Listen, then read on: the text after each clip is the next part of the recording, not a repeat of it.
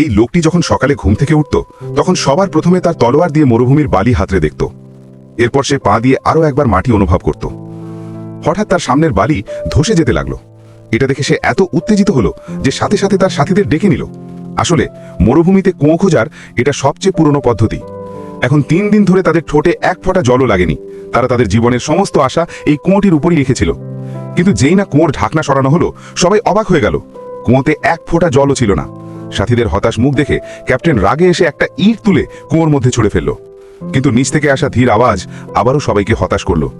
সাহারা মরুভূমিতে আটকে পড়া এই সৈনিকদের কাছে এখন আর জল ছিল না, আর মৃত্যু তাদের জন্য অপেক্ষা করছিল।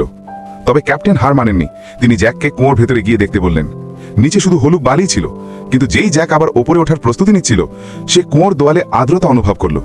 দোয়ালটিকে সাবধানে ছুঁয়ে সে দেখল যে এক কোণ থেকে ধীরে ধীরে জলের ফোঁটা টপকাচ্ছে। জ্যাক আনন্দের সঙ্গে চিৎকার করে উঠল এবং সাথীদেরকে কোনো পাত্র আনতে বলল। সাথীরা সাথে সাথে তাদের কাছে থাকা ধাতব বাক্সটি বের করল। জ্যাক একটি ফোঁটা খুব সাবধানে সংগ্রহ করলো এবং বাক্সের মধ্যে ঢেলে দিল। জল যদিও কম ছিল, কিন্তু এটা 9 জনের দলের জীবনের সঙ্গে যুক্ত ছিল। ক্যাপ্টেন সাথে সাথে আরও পাত্র আনার নির্দেশ দিলেন। ঘন্টার পর ঘন্টা পরিশ্রমের পর অবশেষে 2টি লাঞ্চ বক্স জল দিয়ে ভরে গেল। এখন জ্যাক তার সাথীদের বলল যে খুব সাবধানে থাকতে হবে। সবার পিপাসা যদিও চরম পর্যায়ে ছিল, কিন্তু ক্যাপ্টেন কঠোরভাবে নিয়ম করলেন যে প্রত্যেকে মাত্র 3 চুমুকি জল পান করতে পারবে। 3 দিন ধরে শুকিয়ে থাকা এই সৈনিকদের এখন বৃষ্টির ভেজা ঘাসের মতো লাগছিল।